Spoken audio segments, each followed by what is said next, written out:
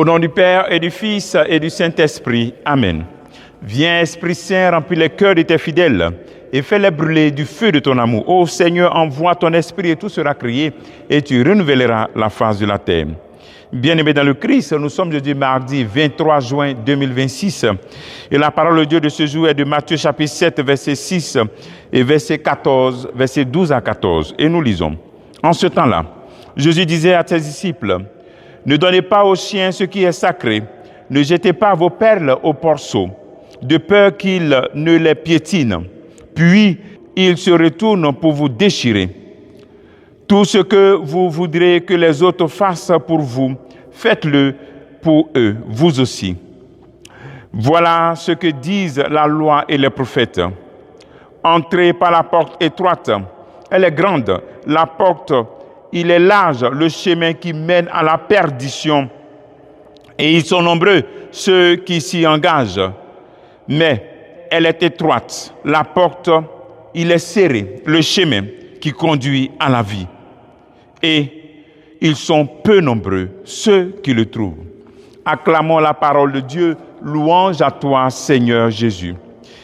Bien-aimés dans le Christ continue dans cet évangile de nous donner des éléments pour la vie communautaire selon l'évangile. Et il nous invite donc d'abord à nous considérer comme membres de la communauté, comme des personnes sacrées. On commence par toi. Pour la vie communautaire agréable, il faut savoir qui tu es. Tu es sacré. Il donne cette image de ne pas profaner ce qui est sacré. Dans l'Ancien Testament, ce qui était sacré, c'était la viande offerte en sacrifice. Lévitique chapitre 22, verset 14. C'était sacré. Donc, il ne fallait pas donner cette viande-là, considérée sacrée aux chiens, qui étaient considérés dans l'Ancien Testament comme à moitié vraiment sauvages. Donc, c'était vraiment très imprudent de leur donner ce qui est sacré. C'était une manière de profaner ce qu'on a offert au sacrifice à Dieu. Alors donc, rappelons-nous que Dieu a sémé en nous son image, l'empreinte de son amour, dont nous sommes sacrés par l'empreinte de son amour qu'il a déposée dans notre être. Alors, est-ce que tu te considères comme une personne sacrée? Est-ce que tu t'aimes? Qu'est-ce qui est sacré en nous? C'est nous, notre vie. D'abord notre corps comme le temple de l'Esprit Saint. Est-ce que tu considères ton corps comme sacré, comme demeure de l'Esprit Saint? Est-ce que tu prends soin de ton corps pour que l'Esprit Saint y demeure? Souvent, on prend soin de notre corps pour que les gens nous voient, ou les gens nous appellent, ou bien pour avoir un mari ou bien une femme. Mais notre corps, nous devons en prendre soin pour que cela soit toujours le temple de l'Esprit Saint. Les grâces que tu as reçues, les grâces que Dieu te donne font de ton être un être sacré. Les sacrements, à travers les sacrements, Dieu rend dans ta vie, tu deviens sacré, enfant de Dieu. Tu es envoyé par la confirmation, tu reçois le corps du Christ, tu es sacré, tu es une image sacrée. Comment est-ce que tu vis? Comment tu vis la vie des sacrements? Le sacrement du mariage.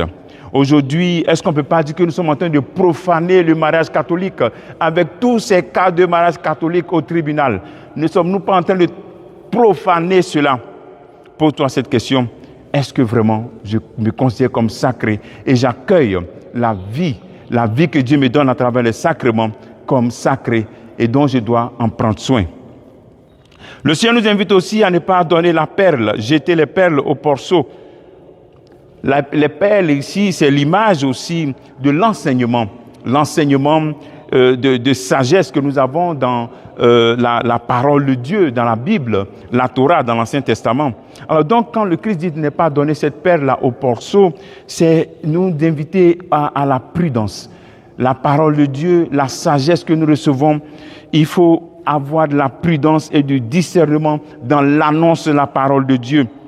Jésus lui-même, il a dit, je suis venu pour annoncer la parole, annoncer la vie de Dieu, la vie en Dieu aux brebis perdues d'Israël.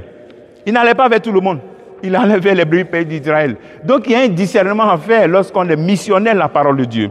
Discerner pour savoir où est-ce que Dieu veut qu'on aille, où nous devons s'aimer cette perle précieuse qui est la parole de Dieu, qui est le projet de Dieu, le projet de bonheur de Dieu.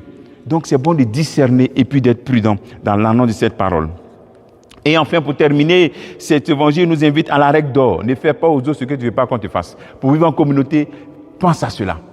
Et pour cela, accueille aussi la fin de cet évangile où nous devons nous efforcer pour entrer par cette porte étroite. Faire des choix décisifs pour le royaume de Dieu. C'est exigeant, ça coûte, mais on rentre par le chemin étroit, le chemin du vrai bonheur. Le travail que tu peux faire en ce jour, c'est, tu fais partie de quel groupe? Ceux qui sont nombreux, qui prennent la route de la perdition, ou bien tu fais partie de ceux qui sont peu, qui veulent prendre la route de la vie et du bonheur. Que Dieu te bénisse au nom du Père et du Fils et du Saint-Esprit. Amen.